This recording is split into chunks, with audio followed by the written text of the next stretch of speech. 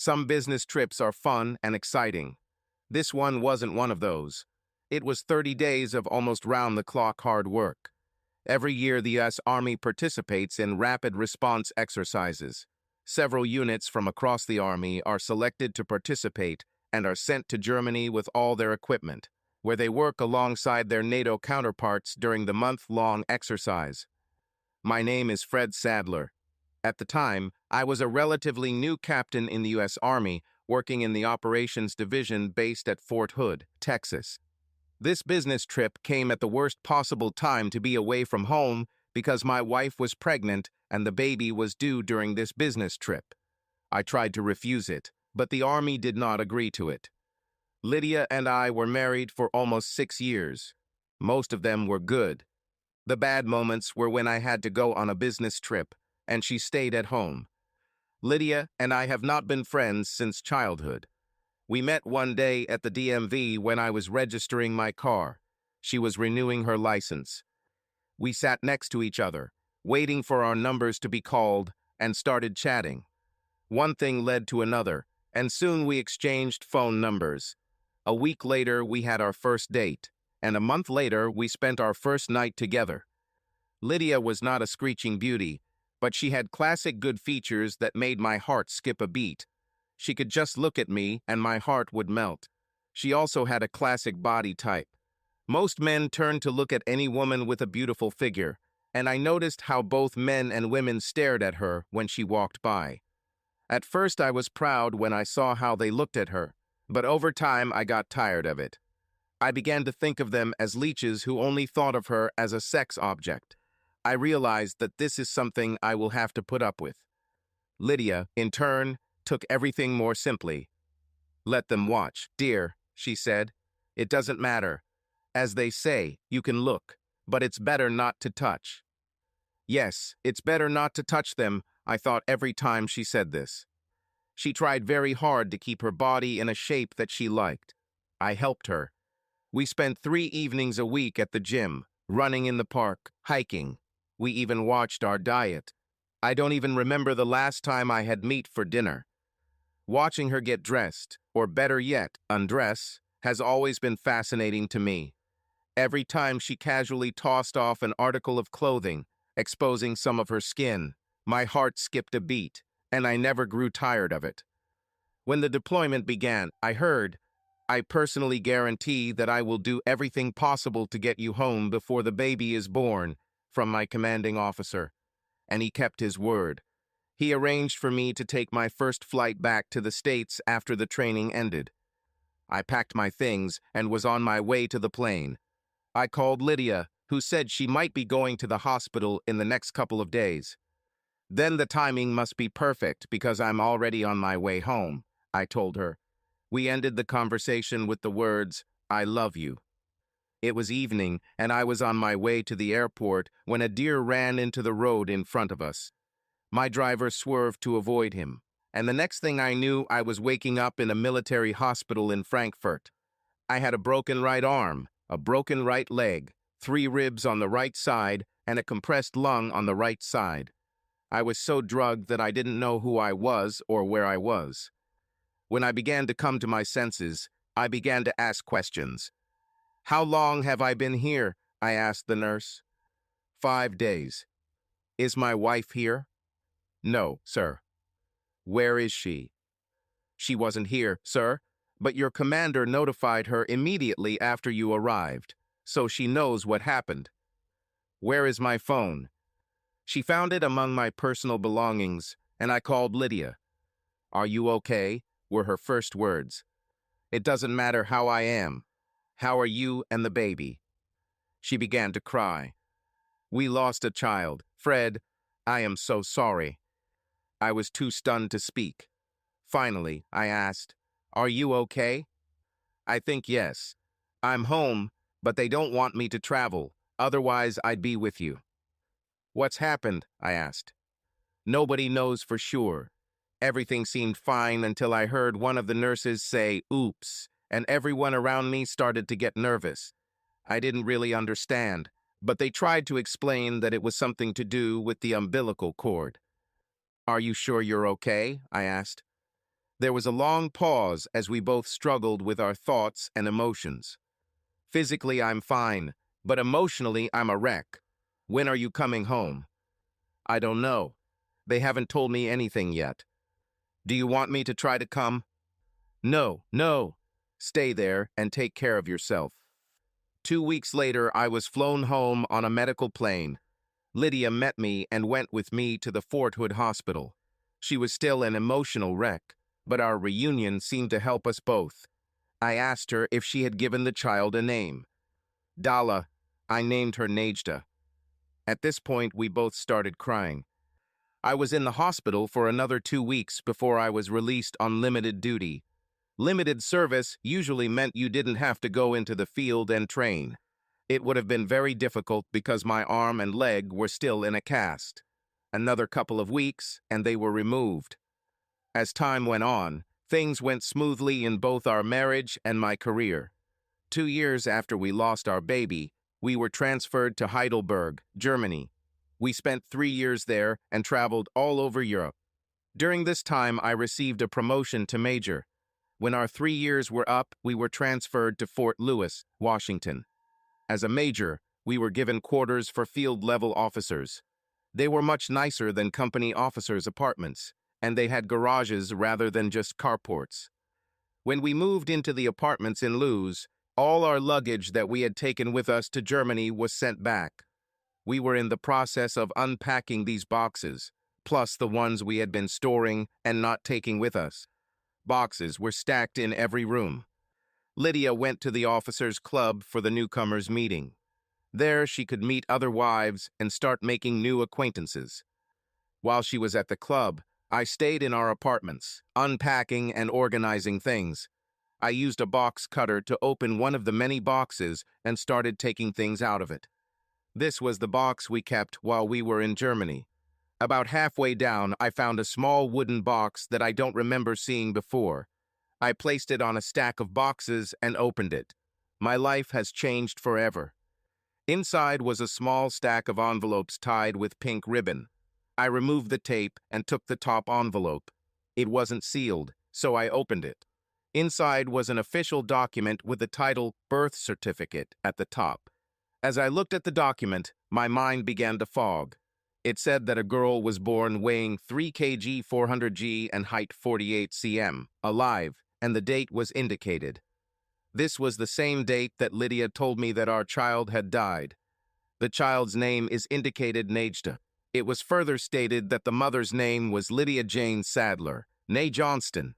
Where it was required to indicate the father's name, there was an entry unknown. At the bottom were 2 very small ink prints of feet. I stepped back and literally fell onto the sofa, where I remained for a long time, looking at the document. I left it on the sofa, stood up and walked over to the stack of envelopes. I took the next envelope. It wasn't sealed either. I took out a multi-page document from it. It was an adoption certificate. I've read it several times. Its essence was that a girl named Nejda, born from Lydia Sadler, was given up for adoption, and all parental rights were revoked. It further stated that, since the identity of the birth father is unknown, his permission was not required. Next in the pile were mostly letters from me. I was completely shocked. This has to be the biggest lie in the history of lies. My mind kept coming up with questions. This is not something that can be done overnight. It takes planning. Or so I thought. If she thought I would be home for the birth, wasn't she already planning the adoption? Father, unknown. If it's not me, then who? Looks like even she didn't know. We were married for 6 years. How many men has she met during this time?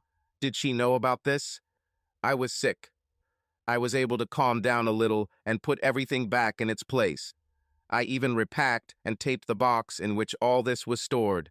As I was sealing the box, I saw the words, Lydia's documents and childhood memories written in marker on 4 sides. If I had seen this earlier, I would no doubt not have opened it.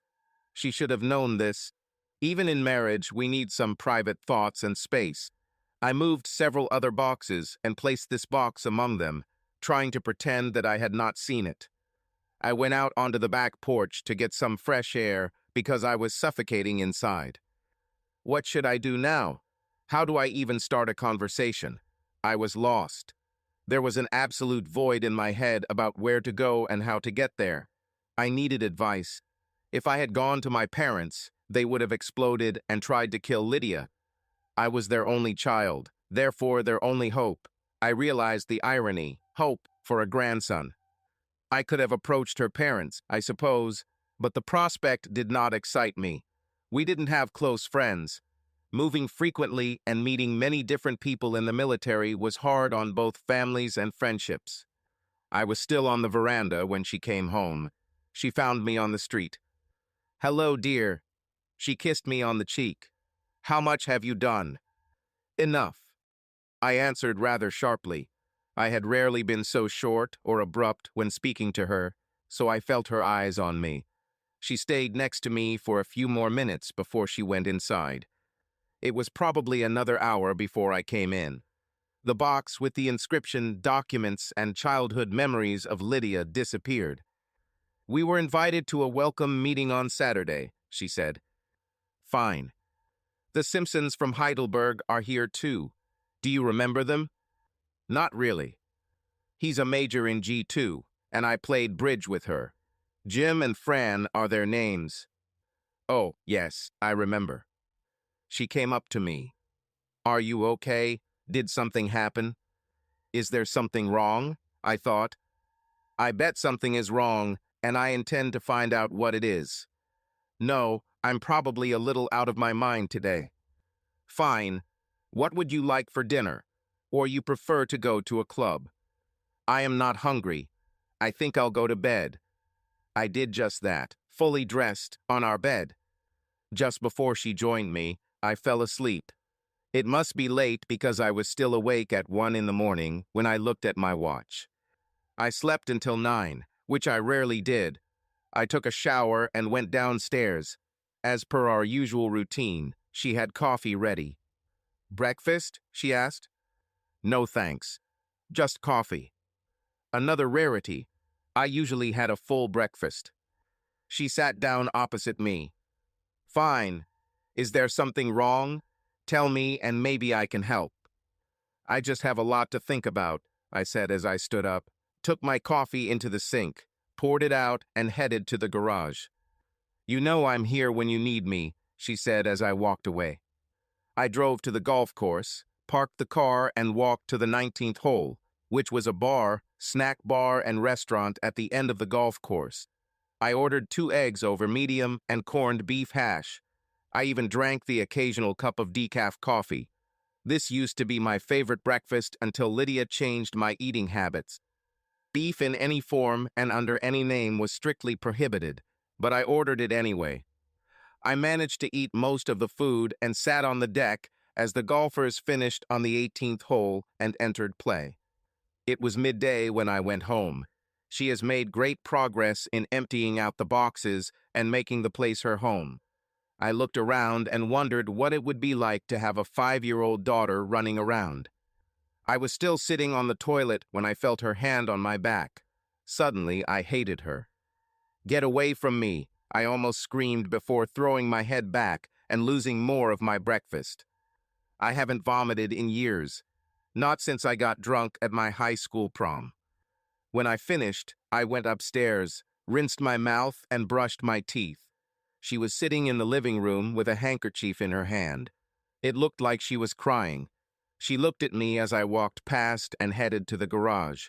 I started to drive the car when it appeared in the rearview mirror. "I can't help you if I don't know what's going on," she said as I continued to move backwards. She saw that I was not going to stop and stepped aside. I went to my unit and went into my office. There was no one there except the officer on duty. I sat down at my desk and tried to work, but my heart wasn't in it. It was midnight when I returned home. She was in bed and reading. I undressed and took a shower. "I'll sleep downstairs," I announced, leaving and closing the door behind me.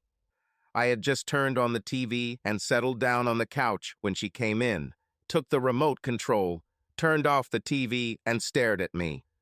"Enough of this nonsense. Tell me what's wrong so I can help." or I'll leave. What will it be? I didn't do anything wrong, so I'm not going to put up with you yelling at me when I try to help, or ducking when you try to run me over. I took the remote control from her hands and turned on the TV again. Have a nice trip, I said. She left in less than an hour. We'd never talked to each other like that before, and she'd never threatened to leave, let alone do it. I got up and started looking for the box. I found it in the basement under several other boxes. I opened it, took out a small wooden box, made copies of the birth certificate and adoption papers, and returned everything to its place. Since she left, I slept in our bed. On Monday morning, I spoke to my commander and told him my story. I even showed him the documents. He was just as stunned as I was. I've been on his team for less than a month, so I haven't had time to get used to it yet. He was probably worried that he had a loser on his hands. "What are you planning to do?" he asked. "Not sure." "Did she say where she was going when she left?" "No, sir. But she didn't take all her things, especially the box." There was a pause before I spoke again. "I'm thinking about trying to find my daughter, if she really is my daughter, and starting from there. It would be almost impossible, you know. Confidentiality is very important to both parties in adoption cases," he said. "I understand, but I have to do something and start somewhere, and I don't trust her to tell me the truth." I then suddenly stood up. "Oh God, I have an idea. Can I take the day off?" "Certainly." I shook his hand and ran out of his office and building to my car. I returned home, opened the box, took out a wooden box, and dumped its contents on the floor. There was a dummy there. Nejda must have used it before she was taken away. I reassembled the box and put the pacifier in a clear plastic bag and sealed it. I started searching online for a DNA lab somewhere nearby. Found one in downtown Seattle. I went to our bathroom, but all of Lydia's things were gone. I rummaged through the cabinet under the sink and found an old hairbrush, put it in another plastic bag along with the bag containing the pacifier, and rushed to Seattle. I gave the technician, her name was Margie, the pacifier, and she looked at it. "It's been a long time, so there may not be any DNA left on her, but we can try." She looked at the hairbrush, pulled out a few hairs, and said that there would be no problem with that. Then she asked me to spit in the bottle. "We'll call you in about 3 weeks," she said. I returned to Fort Lewis and home. I haven't heard from Lydia for another day. "Hello," I said. "Do you feel better?" "Better than what?" "Better than the asshole you were a couple of days ago." "No, same old asshole." "Then it's still not safe for me to go home." "No, that's not true. Try again in 3 weeks." "Why after 3 weeks?" "By then I'll have to know if I'm going to kill you or just get a divorce." I hung up. The phone immediately rang, but I ignored it. The next day when I returned home, Lydia was there. She met my car when I pulled up to the entrance. She was furious. "What do you mean kill or divorce?" Exactly what he said. "I think I deserve an explanation," she said. "So do I replied. "Explanation of what?" she asked. We were still standing in the entrance. We didn't shout, but we didn't behave like an army officer and his wife should behave. "Are you saying there is nothing you need to explain?" I asked. "That's exactly what I'm saying." "Then there is no hope between us." I emphasized the word hope. "What do you mean there is no hope for us? What have I done?" Then she understood. "Oh God, no. Please, no. I'll be back in an hour and you shouldn't be here. I'll leave for work in the morning at 6:30. I'll be back at 5. All your stuff should be cleared out of this house by then." I left. Exactly an hour later I returned and she had left. The box and some of her clothes were also missing. She tried to call that evening, but after the first time I blocked her number. The rest of the night passed quietly. I was in the car and opened the garage door at exactly 6:30 the next morning. Lydia stood in the rearview mirror. I slowly moved backwards. The temptation to knock her down was great, but I restrained myself. "Can't we at least talk?" she said as I continued to move backwards. "Please." Her hands were on the trunk lid, and she was moving backwards with the car. I said nothing. 3 men got out of a van parked on the street and ran up to her, pulling her away from the car.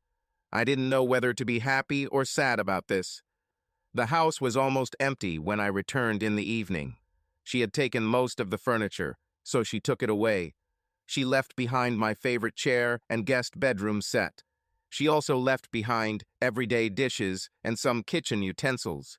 She took the good silver and china and other bullshit that I didn't care about. The next morning, I called the housing authority office and arranged for government furniture to be temporarily delivered to my apartments. I also called the credit union, our securities broker, our insurance company, and everyone else I could think of, and did those everyday household things that are usually associated with a divorce. I then made an appointment with JAG. I knew they had no right to represent me in civil court, but they could give advice. They confirmed what I suspected. She'll get half. We lived in government housing, so we didn't have our own house, but we had enough equity to buy one if we wanted. Both of our cars were paid off. We bought them in Germany for much less than we would have paid for the same cars in the States. I went to my office. My commander talked to me for a while and told me to take as much reasonable time as I needed to get my head around and to keep him informed of my progress or lack thereof. My life continued for a couple more weeks. I went to work, did my chores, mowed my lawn, and waxed my car. Then one morning the call came. "Hello," I replied. "Is this Major Fred Sadler?" "Yes." "Major Sadler, this is Margie from the DNA testing center. A few weeks ago, you brought samples to us for analysis." "Yes, it is." "Well, the results are ready, and you can come and look at them." "Can't you just tell me now?" "No, sir, I can't. We can either mail them to the address you give us or show them to you in person. We cannot confirm over the phone that you are who you say you are. We can send the results by mail because, as you remember, when you were here, we asked for ID and were able to confirm your address. I'll be there as soon as possible." I walked through their door, introduced myself, and asked for Margie. She came out and we shook hands. She asked to see my ID. "Come with me, please," she said. I followed her into a small room. She asked me to wait. She left and returned a couple of minutes later. She handed me the pacifier, then spoke. "Sample A is yours. Sample B is the hair you brought to us. And Sample C is from a dummy. We were able to determine that samples B and C were positively related. Sample A is not associated with any of them." "Thank you," I said as I took the pacifier, put it in my pocket, took the documentation and left. I got into the car. At least I didn't have a daughter who called another man daddy, but someone else had it. JAG was not authorized to recommend specific law firms or attorneys, but the JAG officer I spoke with was able to provide me with a list of approved attorneys and firms. The next day, I started calling them. I made 6 appointments. At the 3rd meeting, I found my man. He was a retired JAG officer and hated cheating spouses, be it wife or husband. I spent over an hour telling him my story. 45 years of practicing law, and this is absolutely the most diabolical case of selfishness I have ever seen. She should have ice water in her veins instead of blood. It's a pity that the courts here are almost always on the wife's side, regardless of the circumstances of the divorce. I can almost guarantee that they will side with your wife in this case, no matter how it seems. It's as if they feel obligated to punish the husband, no matter how innocent he is. It was late in the afternoon when I returned home. There was a letter in the mailbox. It was from Lydia. "Fred, 3 weeks have passed." Lydia. Brief and clear. The return address was her parents' address in Mechanicsburg, Pennsylvania. I called her. "Hello, Fred," she said. "I'm not going to discuss this over the phone, and I certainly won't fly to Pennsylvania, so it looks like you'll have to come here. If you mean Seattle, I'm already here. I sent a letter last week while I was there. I'll be home at 6:30. Come then, I told her. She hung up. I didn't make any special preparations. No drinks, no cheese, no crackers, nothing. This was supposed to be a business meeting. I placed the DNA documents and copies of the birth certificate and adoption papers on the government-issued table. She pulled into the driveway at 6:20, but waited until exactly 6:30 to ring the bell. I slowly walked to the door, opened it, and showed her where to sit. I'll sit on the couch, and she'll sit in an uncomfortable straight chair across from me. I took a pacifier out of my pocket and handed it to her. She grabbed it and pressed it to her chest. "Thank you," she said, as if I had given her $1 million. I then pushed a copy of the DNA results towards her. "You already know I'm not the father, but this will confirm it." She took the results and held them up with her left hand. The pacifier remained pressed to her chest with her right hand. "I'm guessing you're specimen A?" she asked. "I am," I replied. I then pushed the other documents towards her without saying a word. She leaned forward, read the title on the top page, and tears gathered in her eyes. She submitted the DNA results and filed for divorce. She began to read it, but the tears flowed more and fell on the form, so she put it aside. She looked in her pockets for a handkerchief, but did not find it. "Can I have a handkerchief?" she asked. I don't have one, which wasn't true, because there was a box on the end table next to the couch where I was sitting. She saw them and just stared at me. I didn't move.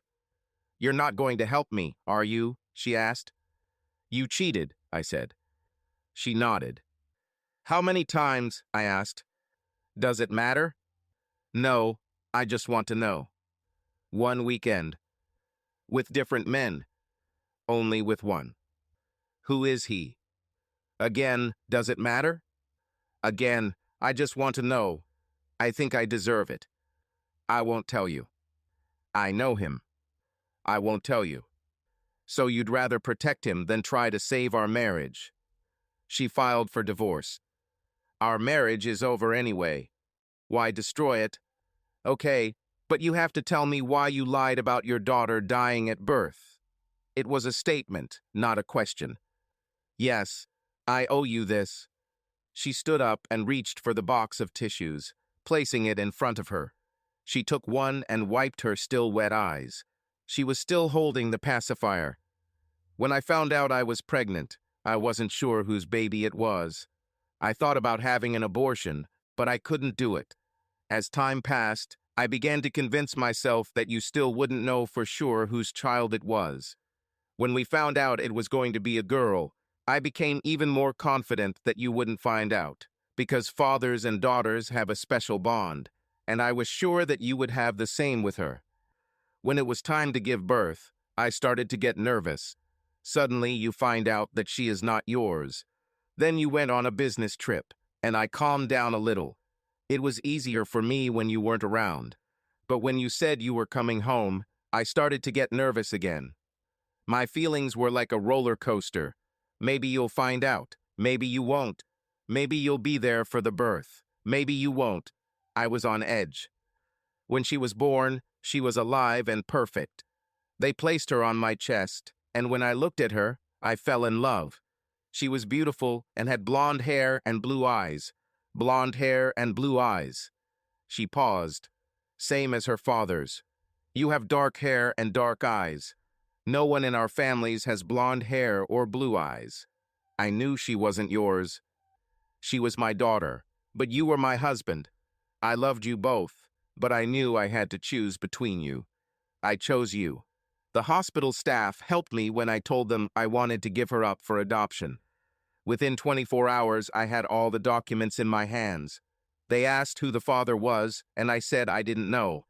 They said it would make the process easier because if I knew who the father was, they would have to get his permission.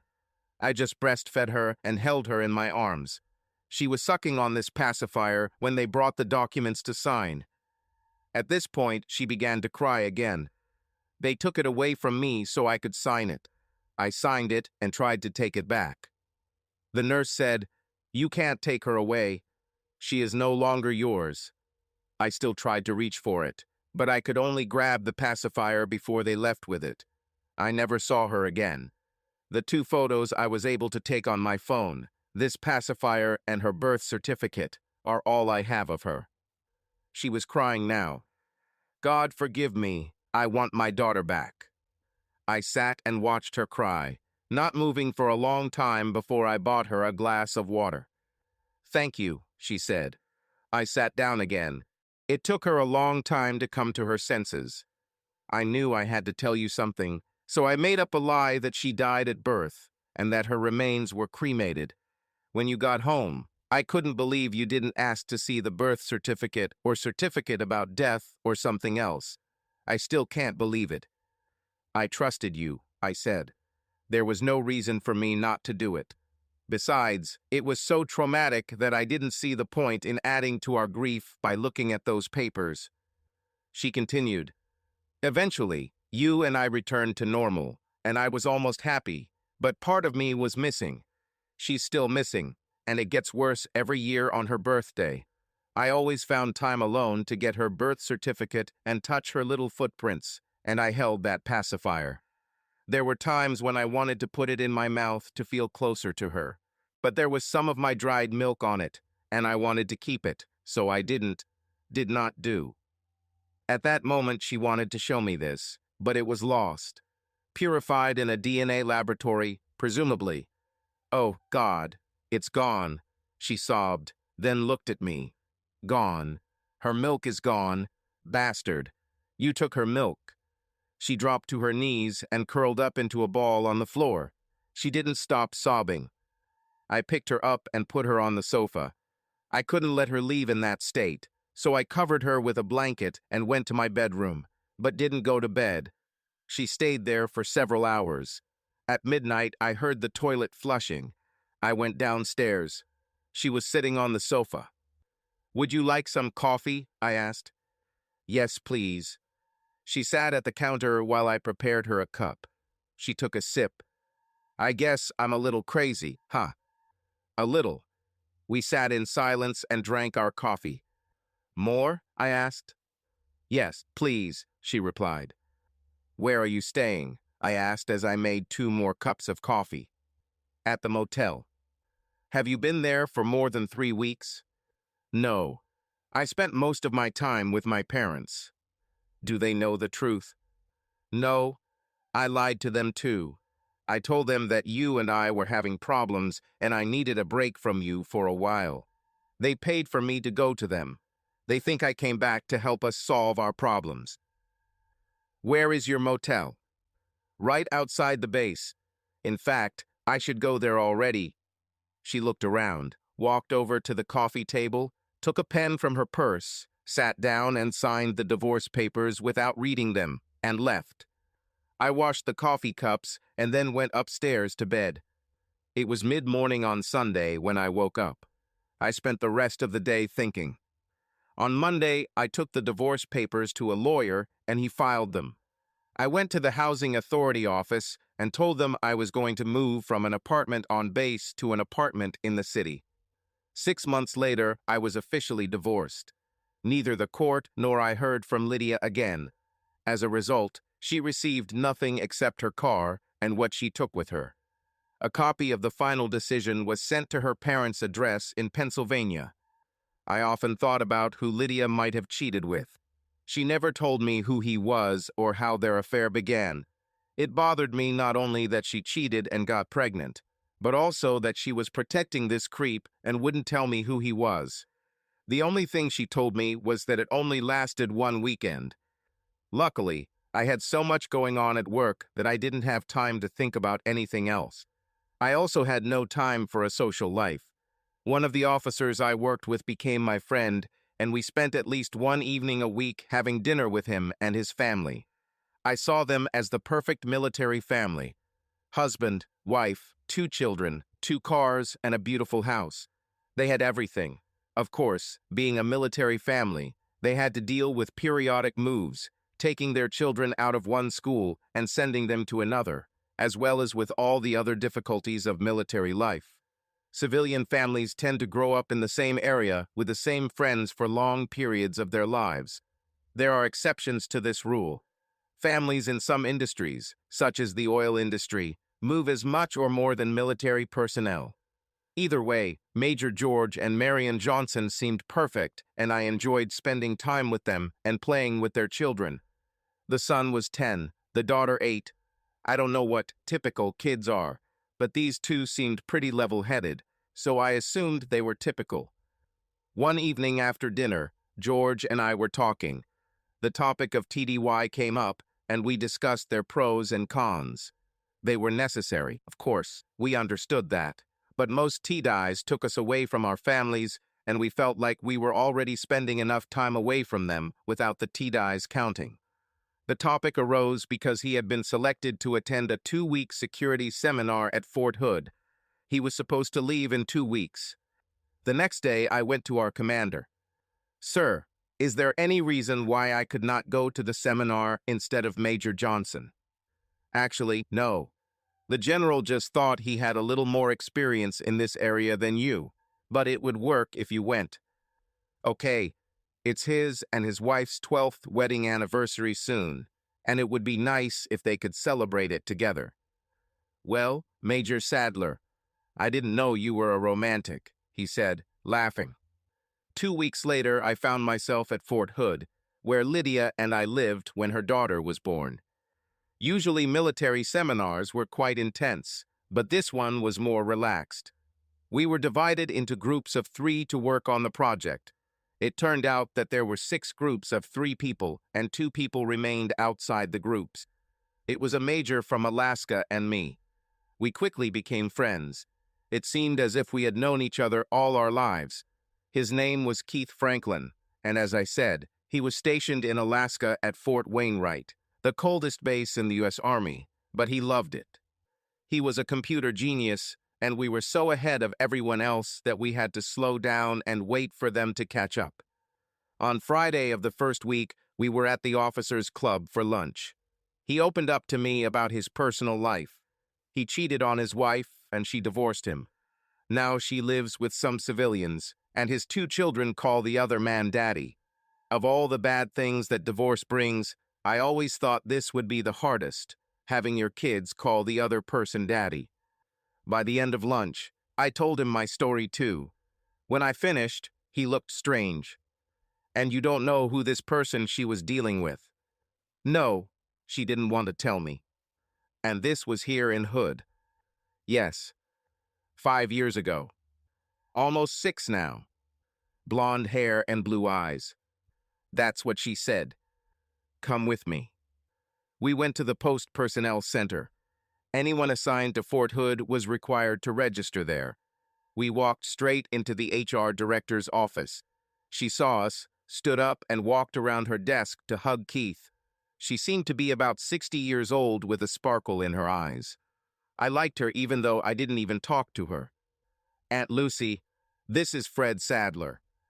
"Hello, Fred," she said, shaking my hand. "Hello, there was a sign on her desk with Mrs. Healy's name on it." "Mrs. Healy," I began. "Call me Aunt Lucy. Everyone does it." "Aunt Lucy," Keith began, "do you remember the blonde guy with blue eyes who might have been here about 6 years ago?" She thought for a few seconds. "No, but I don't always see everyone who comes here. Everyone should come here, but that doesn't mean I see them." She thought some more. "Fred Sadler, you were here at that time, weren't you? I remember this name." "Yes, my wife and I were here," I said. I looked at Keith as if to ask how she could remember this. Keith looked at me.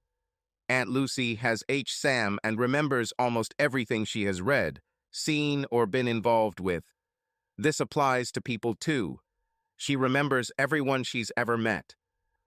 Sam? I asked. "Yes, outstanding Zia autobiographical memory. This is the state." "Or a curse," interjected Aunt Lucy. "Or it's a curse," Keith continued. "Very few people have that. Aunt Lucy is a living memory of Fort Hood, especially when it comes to personnel. Isn't that right, Aunt Lucy?" "Unfortunately." I looked at her, then at Keith, and then back at her. Do you remember everything? Everything that happens to me personally. God, I said, how do you have enough space for all this? We don't know. It's always here. Does it have any disadvantages? I asked. Oh, of course I do. I remember the bad as well as the good. It can cause a lot of depression if you let it. I can only imagine, I told her. Aunt Lucy, Keith interrupted again. Fred, he pointed at me, looking for someone who was here at the same time. The only thing he knows about him is that he had blonde hair and blue eyes. She laughed. That's all. No height, weight, rank, position, not even initials. No, ma'am, I said. Calling me ma'am is a waste of good oxygen. Fred, I'm Aunt Lucy. Give me time to think about it and maybe ask around. Is it important? Keith looked at me and I answered. Yes, Aunt Lucy, that's important. Oh yeah, he was probably about my age when I was here, if that helps. And he was in the army. Officer or private? I assume he was an officer if he was in the army. So you don't even know if he was in military service?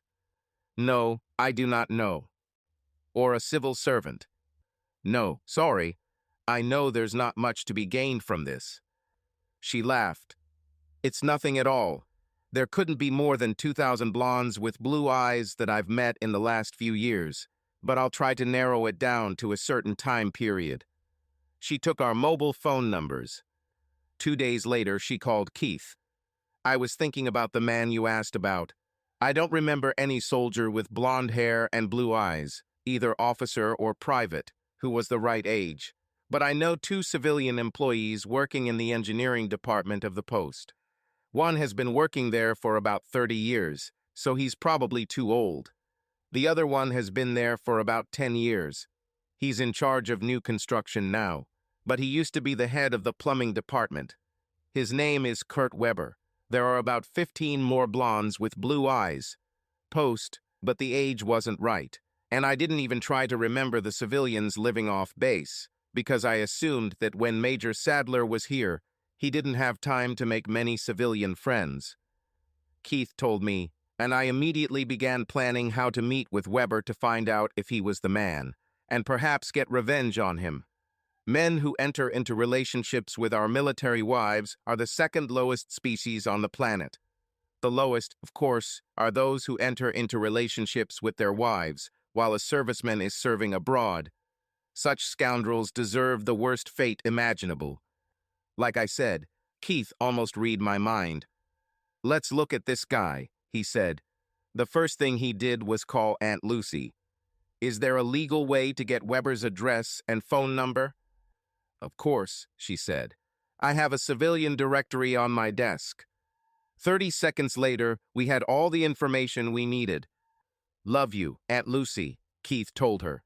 We were in his rental car, and at 3:45 p.m., we were waiting at the Post Engineering Department headquarters. We recognized him immediately when he left the building. He was a handsome guy, and I hated him at first sight. He headed to his car, and we followed him to make sure he was on his way home. And so it was. We sat within sight of his house for several hours. He never came out, but whoever we assumed was his wife was working in the garden, while 3 children, all with blonde hair, played around her.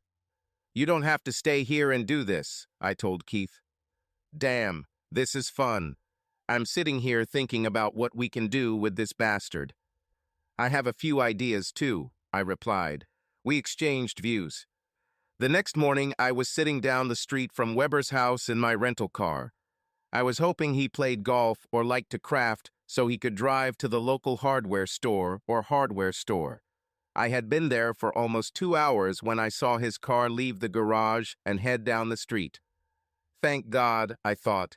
I didn't want to sit here all day just to see where he would go, but I was willing to do it if I had to. I followed him to Home Depot.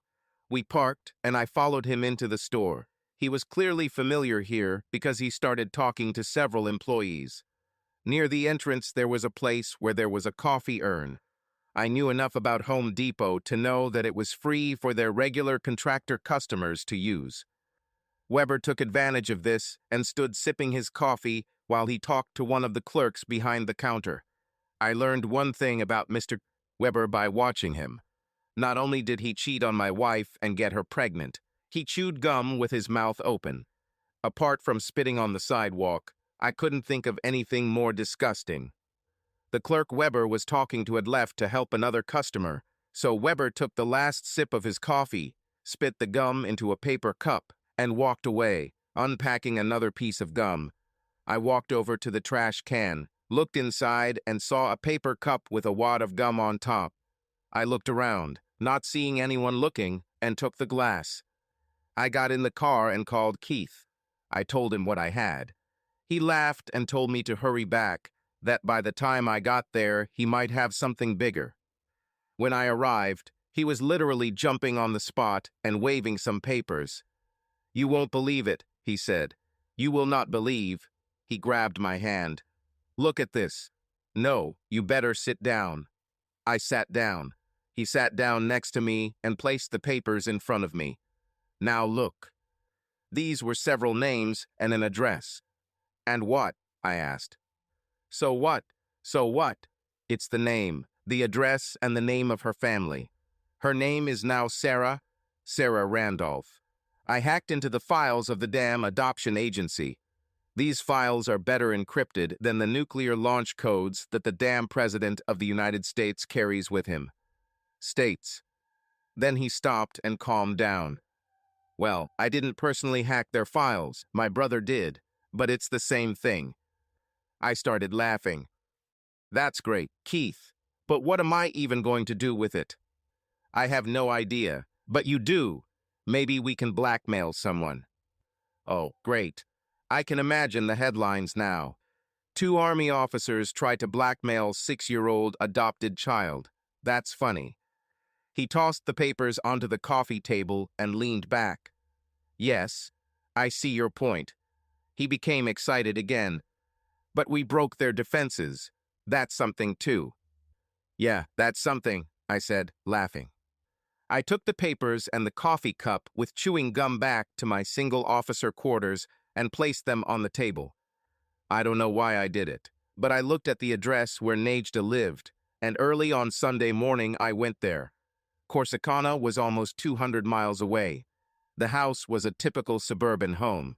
I sat down on the street for about an hour, observing typical American suburban life, the sound of lawnmowers, screaming children, and neighbors talking. There was no activity visible from Hope's house until almost noon. The car pulled into the driveway. There were 3 people in the car, a man driving, a woman in the front passenger seat, and a child in the back right seat. The woman came out, closed the door, and walked to the back right door. I was ready with my phone. The woman took the child out of the car seat and placed it on the ground. She then knelt down to straighten the child's dress. This gave me enough time to take some pictures. I heard a noise next to my car, and a woman and a child were passing by. Sarah, the child next to my car, screamed and ran to another child, whose name I assumed was Nejda. They met just a few feet from my car, and I took a few more quick pictures. I started the car and drove away before either of the 2 women became interested in the strange man, and the car parked on their street. I drove a short distance and stopped to look at the photographs. 4 of them were absolutely perfect. I could even see her blue eyes. I returned to Fort Hood. Keith and I completed our course the following week with ease. We graduated on Friday, then had dinner and drinks together. On Saturday morning, we went to the airport and flew home, Keith to Alaska and me to Seattle. The following Monday was a school holiday, so I had the day off. I took the DNA results I did on Lydia and Nejda to Margie at the DNA testing center. She didn't recognize me until I reminded her about the pacifier. I returned Lydia and Nejda's DNA results to her and gave her a coffee cup with gum. "See you in 3 weeks," I said as I left. In fact, it only took 2 weeks. She called me next time. "It's without a doubt a family unit," she said. "Mother, father, and child." She promised to send me the official results by mail. Okay, I had all the information I needed, but for what? What was I going to do about it? All this only confirmed that Weber was indeed the one with whom Lydia cheated. It took me a week to take the first step. I went to Walmart and bought paper and envelopes. I also made copies of 2 photographs of Nejda and the DNA reports of Weber, Lydia, and Nejda. From the DNA reports, I cut out everything that might indicate where they came from. I put it all in an envelope. I made sure I was wearing gloves from the moment I opened the stack of paper and box of envelopes and made copies of photographs and DNA reports. I even used self-adhesive stamps and water rather than saliva to seal the envelope. I made every effort not to trace it back to me. I addressed it to Mrs. Kurt Weber at their home address. I also included Lydia's name and her parents' address because I didn't know where she was. Then I drove to the Seattle, Maine post office and dropped it in the mailbox. I didn't know what would happen in Killeen, Texas, home of Fort Hood and the Weber family. When the package arrived, I certainly hoped that Mrs. Weber would receive the package and not Mr. Weber. I knew what I wanted to happen. I wanted Mrs. Weber to castrate the scoundrel. I felt sorry for the 3 children I saw, assuming they were his, and of course Mrs. Weber, but nothing was too bad for Weber himself. He should rot in hell. News from Killeen came about a month later. Aunt Lucy called me. "I'm going to ask you a question, and I want an honest answer," she said. "I'll try my best." "Your best may not be enough. I need complete honesty. Did you and Keith do this with Weber?" "Aunt Lucy, I don't mean to sound impudent, but what did we do to him?" "They arranged for his wife to file for divorce." "Okay, here's what I did. Keith had nothing to do with this. I told her the truth, almost the whole truth. I didn't mention Keith's role. I decided that if anyone would be punished, it would be me." "You really caused a stir. Apparently, when his wife received your package, she didn't know whose DNA it was, so she did it herself. She took some of his DNA and sent it for testing. She also sent the profiles of that woman and child. They matched, and a real commotion began. Who was the woman he started up with?" "It was my wife, Aunt Lucy." "Oh, God! I thought it was something like that. Well, he got a summons in his office yesterday, and he's not happy about it. He's been raging and venting his displeasure all over the base." "Okay, finding out from you that his marriage is over is the best news I've heard in a long time. I just feel bad for his family. It was all over for me. Lydia and I were divorced, and Weber was on his way to getting a divorce. I put all the documents Keith gave me into a folder and put it in a box along with other things that I no longer needed but still kept. My life moved forward. Over the next few months, I went on dates occasionally, but nothing much happened. I still spent a lot of time with George and Marion Johnson. I lived in an apartment and sometimes invited them over for dinner, but more often than not I had dinner at their house and spent more than one night on their couch. I had a year of service left at Fort Lewis and was thinking about buying a house, but the Army had other plans. They sent me to the Command and General Staff College at Fort Leavenworth, Kansas. I was there for almost a year. There were plenty of social opportunities, if you were married, or if you had a significant other. Otherwise, there was little choice. It's been a long but interesting year. By graduation, I was assigned back to Fort Hood. This surprised me because I expected to be sent abroad like 90% of my classmates. When I checked in at Hood, I found myself in Aunt Lucy's office. "How did you get here?" she asked. "I don't know myself." "I know," came a voice from the past. It was the recently promoted Lieutenant Colonel Keith Franklin. He walked into the office, closed the door, and we shook hands. Turns out I needed an assistant, and a major fresh out of C&GS was just the thing, so I requested one. Keith and I have spoken several times since we were here for the seminar, but we have not seen each other. I was glad to see my friend. I took 2 weeks off after I signed the papers. The first thing I did was start looking for a house. Lydia and I were saving money to buy a house.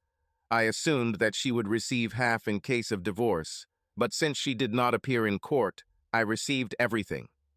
I went to the Texas National Bank branch in Fort Hood and opened an account.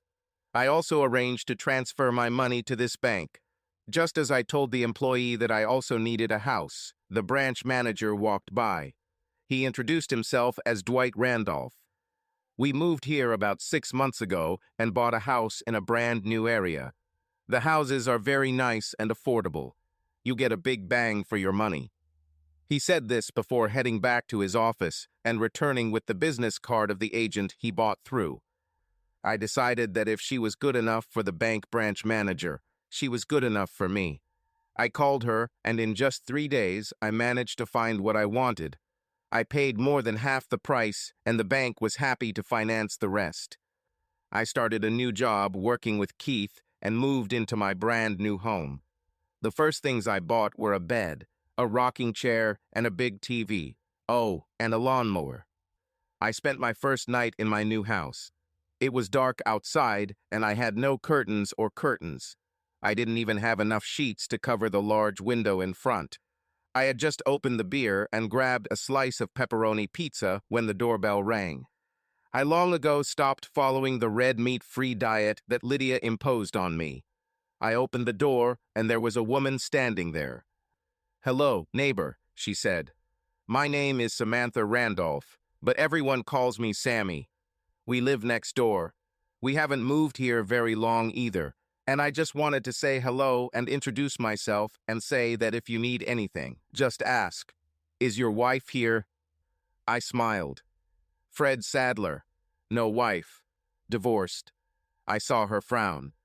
"But don't worry, I don't throw loud, wild parties, not even quiet wild parties." She smiled. We chatted a little more before she left. The first week in the new house flew by quickly. On Saturday morning, I answered the doorbell and saw 3 women bringing food. They also brought ideas for decoration. They saw my empty house at night, with the lights on, as I sat there with just my rocking chair, TV, beer, and pizza. They decided it was time to help me. The leader was Sammy Randolph. Within a couple of hours, I had a slightly worn but nice leather sofa, a dining table and chairs, and a small coffee table to keep my pizza off the floor. The ladies were just about to leave when 3 small children ran into the house, chasing each other. One of the ladies, Ruth, grabbed 2 and Sammy grabbed the 3rd. "Calm down, Sarah," she said until she knelt down next to the child and pushed the blonde hair out of her blue eyes. "This is our new neighbor, Major Sadler." "Hi," she said confidently. "My name is Sarah." I leaned over. "Hi, Sarah," I said, looking into her piercing blue eyes. Blonde with blue eyes. I shook my head. "How old are you, Sarah?" "I'll be 7 soon." We all said goodbye. As soon as they left, I went into the room that was to become my office, found the box I needed, opened it, and took out a folder. It contained photographs that I took. It was the same child. I used to not pay attention to the names of adopted parents, but now I do. The adoption papers listed Dwight and Samantha Randolph as the adoptive parents. I literally fell on my butt and just sat there. It was too weird. No computer could calculate the odds of such a coincidence. Sammy and her friend actually decorated my house. It took a couple of weeks, and when everything was ready, we had an open house for the neighbors. Sammy invited her sister-in-law, Joni Payne, who, it turned out, was also divorced. I haven't experienced female company in a long time. Joni and I hit it off right away. She was the last one to leave the party, and I couldn't wait to call her the next day. We met for lunch and had dinner with Dwight, Sammy, and Sarah. Sarah didn't last long because she wanted to go play with her friends. Over the next couple of months, we stayed together as much as possible. The first night spent together can be called a really good night. Like me, she had not been with a man for a long time. Our mutual decision to end our abstinence began in my car in a restaurant parking lot. We had just finished dinner and were in the car. She moved closer to me and put her hand on my leg. We kissed slowly and tenderly for the first time. We'd kissed before, but neither of us tried to take it any further. Like I said, the first kiss was slow and gentle, but the next one was wild, like a caveman. We almost destroyed the front of the car, wrestling and squeezing each other. Finally, we calmed down, and she said, "Your house is closer. Let's get there and get naked before we get arrested for obscenity." She took off her clothes and pulled mine as we pulled into and out of the car in the garage. We got home, and she had no pants on, and I had one leg in my pants and the other leg out while I was jumping on the floor. We made it to the sofa. She fell to the floor and finished removing my pants and underwear. She lay down on the sofa. I started unbuttoning her blouse to get to her breasts. We were like two teenagers doing this for the first time. After this first time, which can only be described as animal mating, we went to my bedroom. There we finally undressed and took a shower together. There are few things more sensual than taking a shower with a woman. My shower was huge. In fact, the entire bathroom was huge. After the shower, we held hands and walked into my bedroom, where she pulled the covers off the bed, asking, "Did Sammy pick this out for you?" "Yes." "I see. We'll have to buy another one." The rest of the night was spent in slow and quiet sex. No rush, no fever, just love. I like to think that all women truly love sex, and Joni was no exception. It was midday, and we took another shower. We went downstairs to get something to eat. We were both in dressing gowns. She was unbuttoned, and when she moved, I could see her completely. I liked this view. We were sitting at the kitchen island when the doorbell rang. I buttoned up my robe and went to open it. It was Sammy. "Good afternoon, Fred," she said as she entered.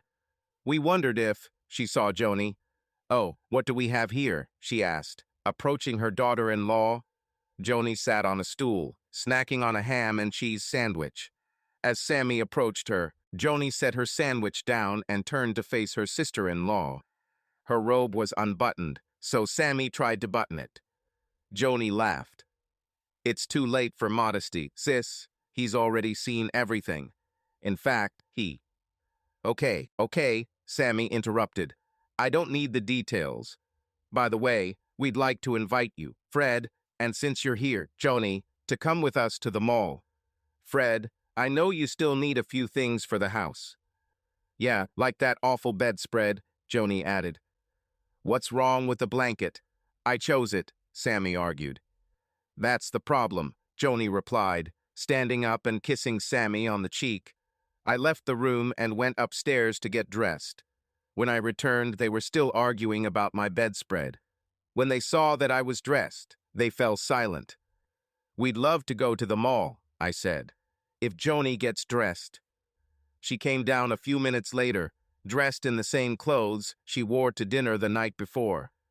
"If this continues, I'll have to leave some clothes here. I can't go shopping like this." "Today you can," I said, pushing her out of the house. Dwight was just as surprised as Sammy to see his sister coming out of my house. "Don't ask," Sammy said. Dwight and I sat in the front, and the two women and Sarah sat in the back. Joni was reading a book to Sarah, and by the time we got to the mall, Sarah was already asleep. When we returned that evening, I took Joni home. She invited me over for a drink and a piece of ass. I accepted both offers. The following weekend, Dwight and Sammy asked Joni to babysit Sarah while they went out to dinner together. We sat in the backyard watching Sarah in the sandbox. Without looking at Joni, I said, "She's a beautiful child, isn't she?" "Yeah, she's beautiful. Did you know she's adopted?" "Really?" "Yes. They took her in right after she was born. According to the adoption agency, the birth mother was married, had an affair with a man she didn't even remember, and got pregnant. She didn't want her husband to find out about the affair, so she gave Sarah up for adoption. Dwight and Sammy took her home." "Is Sarah the name her birth mother gave her?" "No, it said Hope on the birth certificate, but Sammy and Dwight changed it. Sarah suits her better." What happened to the birth mother and her husband? I have no idea. The adoption agency guards their files very closely. They do not give the birth mother access to information about the adoptive family and vice versa. At this point, Sarah came over and asked to sit on Joni's lap. She leaned on Joni and fell asleep almost immediately. A few minutes later, Joni asked me to carry Sarah to her bedroom and put her to bed. It was the first time I touched her, and I felt very uneasy. I was glad I was able to put it down. 7 months later, Joni moved in with me. A year after that, we got married. We had a very happy year until the army intervened again. We were informed that we were being sent to Germany for a 3-year term. We had 60 days to get there. One of the things the government does well is transport people, and we were in the country with all our belongings, including my car, well ahead of schedule. Germany is a beautiful country, and the Heidelberg area is great. Joni had never been outside of the US before, so she enjoyed the adventure and traveling around Europe. One of the first things we did was buy her a new car. She was in seventh heaven, driving on the Autobahn as fast as her car, built for high speeds, would allow. We made 2 trips back to the States, one when Dwight and Joni's father died, the other for a high school reunion. In both cases, of course, we saw Dwight and Sammy. We saw Sarah at the funeral, but she was at camp when we returned for homecoming. I breathed a sigh of relief. Sarah and I never really got along. I guess some internal mechanism was telling both of us that we wouldn't be friends. This suited me. I understood that she could not choose where she was born or who her parents were. But in my eyes, she was still the child of my ex-wife's mistress. Joni and I tried to have children, but it never happened. We also talked about adoption, but that didn't move beyond conversations either. Keith and I remained friends and talked from time to time. He married again, and while Joni and I were in Germany, he was stationed in Belgium, and we visited each other. We had more than one conversation about the fantastic turns of events that got us to where we were, and he blamed himself. If he hadn't asked his brother to hack the adoption agency, we would never have known who she was or where Nejda was. As our 3 years came to an end, our orders came to Fort Bragg, North Carolina. I went there as a brand new lieutenant colonel assigned to post headquarters as the executive officer of the post commander. This is usually a position for a colonel, not a very young lieutenant colonel, but I didn't mind. In the military world, it is not customary to look a gift horse in the mouth. Joni and I decided to live in government apartments while we were there. Our house in Killeen was a rental, and we decided to continue doing so. As part of my transition into my new role, staff organized a series of briefings with the various departments that supported the operation of the post. One of the briefings was to be conducted by the post engineer. Representatives from this office, including the engineer himself, were already in the conference room when I arrived. I took my seat at the table and watched as the blue-eyed civilian stood up to begin his presentation. His hair was a little gray, but had a blonde tint. He introduced himself as Kurt Weber. I just looked at him. He talked for an hour, and I didn't hear a word he said, and my eyes never left his face. It was obvious that he felt uncomfortable under my gaze. At the end of his presentation, he asked if I had any questions. "Tell me, Mr. Weber, have you ever been to Fort Hood?" "Yes, sir. I was in the engineering department there." "Did you like it there?" "Yes, sir." "Why did you leave?" "It's quite personal, sir." "You're right. I'm withdrawing the question. I just want to know about the people I work with. I think I remember some scandal in the engineering department at Fort Hood a few years ago. Do you know anything about it?" I vaguely remember something. It was about treason, if I remember correctly." "Oh well, just something I remembered. Thanks for your briefing. If you need anything from headquarters, feel free to contact me. Just in case you forgot," I pointed to my name tag on my uniform. "My name is Fred Sadler. I wouldn't want you to forget that."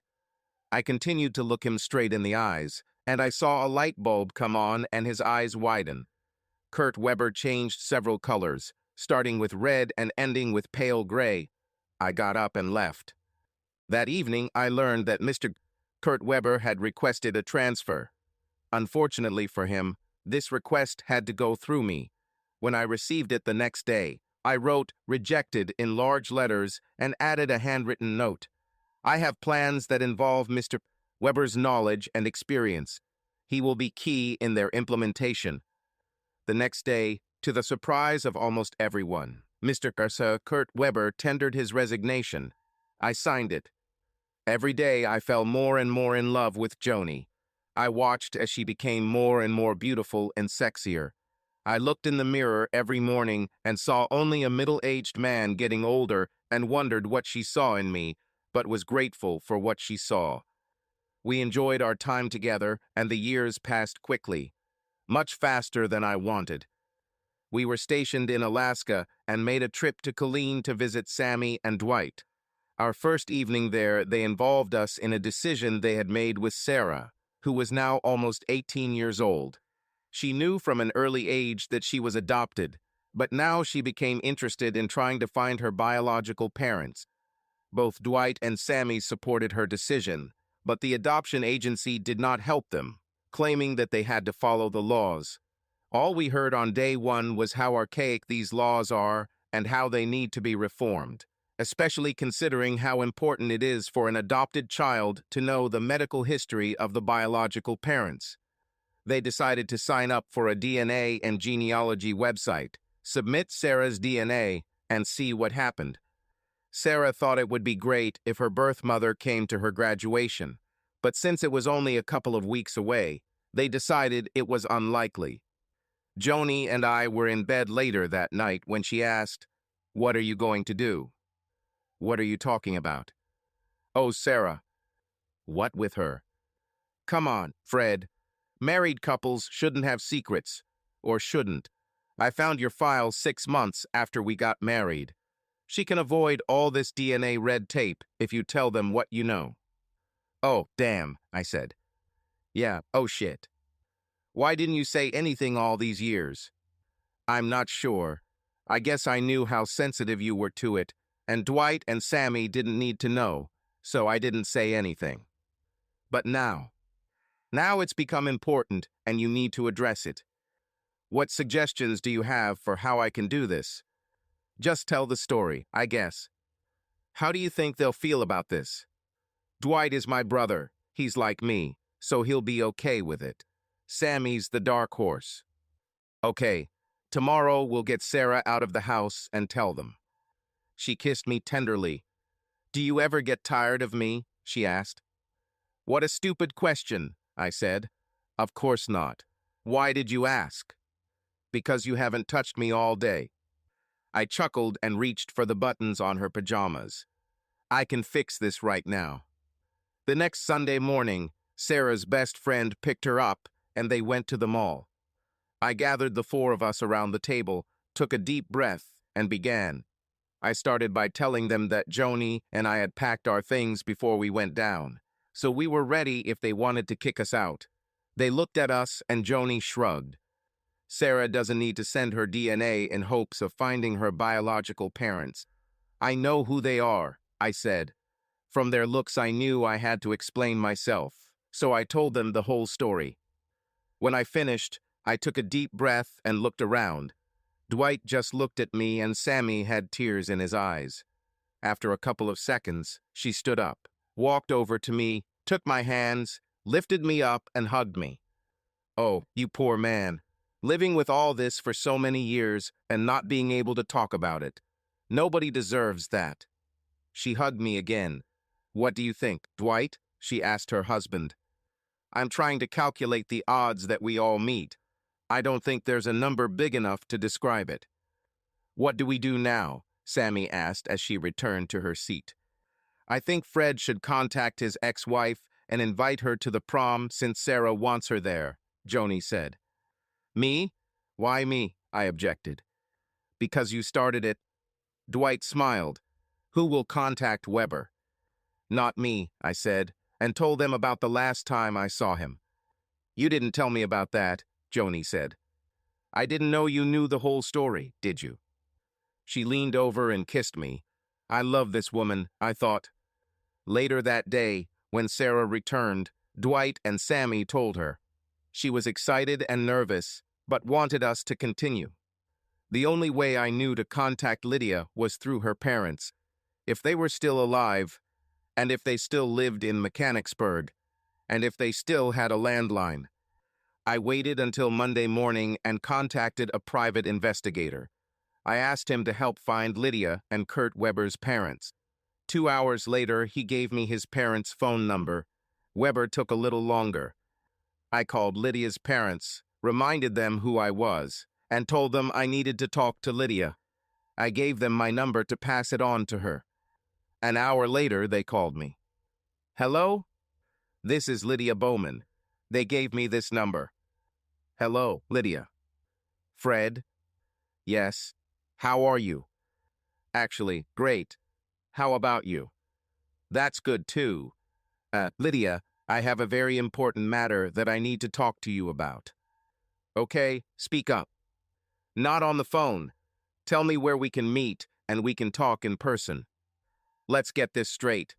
We haven't spoken in years, and out of nowhere you have something so important that you need to discuss it in person. Exactly. Sorry, Fred, I'm not buying it. Okay, but remember that I offered you a chance. A chance of what? Come on, Fred, what is it? Only in person. Lydia, call me if you change your mind. Wait. Okay, damn it. We live in Vegas. That's better. I'll fly there tomorrow and call you when I land. You can decide where we'll meet. The next afternoon, we met in the lobby of the Bellagio Hotel. She probably wanted a lot of witnesses. Hello, Lydia. Hi, Fred. This is my husband, Roland Bowman. Hello, Roland. I turned to Lydia. I need to talk to you alone for just 10 seconds. Whatever you want to say, you can say in front of my husband. Fine if that's what you want, but it's about the hope you left behind. She turned pale. Still want to discuss this here? Yes, he knows about her. Okay, let's sit down. We found the quietest corner possible considering where we were. I suggest we drink something. Would wine be okay? We agreed on red, and I ordered it. Let's wait until we have some wine in our glasses. I paid for the wine, and we all had a sip.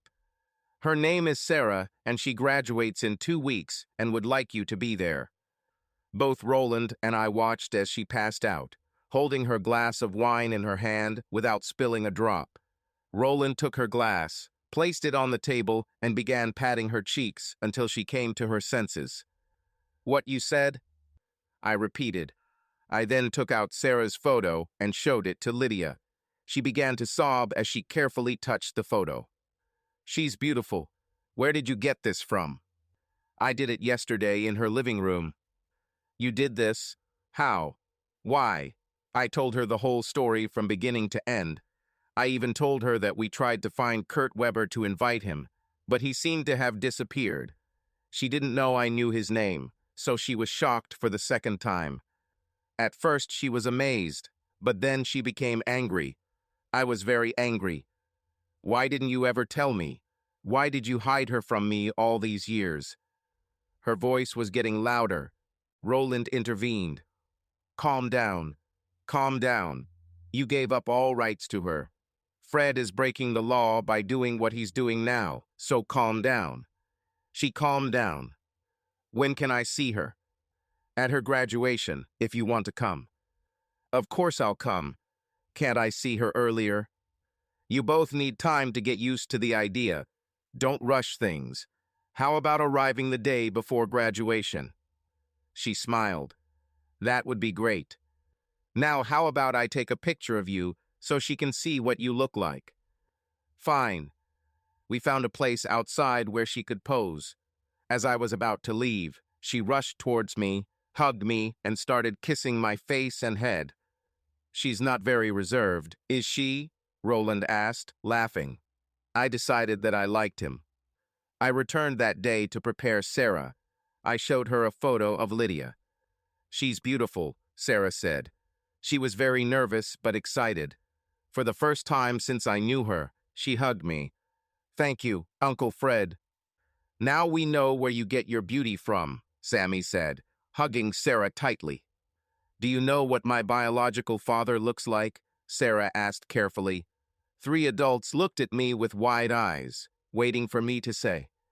I thought for a second before answering. "Let's just say your blonde hair and blue eyes are from him." The 3 adults breathed a sigh of relief. We only took a week off, so I had to go back to Alaska, but Joni stayed behind to help everyone get ready for the big day. I returned to Alaska, promising to return 2 days before graduation. The day before I returned to Killeen, a private investigator called me. The most he could learn about Weber was that after his retirement, he took a job as a consultant to the government of a Middle Eastern country. Like several other American consultants, he disappeared shortly after arriving in the country and was never seen again. I met Lydia and Roland at the airport and took them straight to Sarah's house. She was standing in the middle of the living room when we entered. I let Lydia go in first. They just looked at each other for a long time. Then Lydia spoke. "I brought you this," she said, taking out the pacifier. "It belongs to you, and I thought you were sick. You'll want to get it back." Subscribe to our channel so that your second chaff doesn't cheat on you, and go ahead and listen to the next story, because this story is nothing compared to the next one. If you're under 18, don't even think about listening to the next one.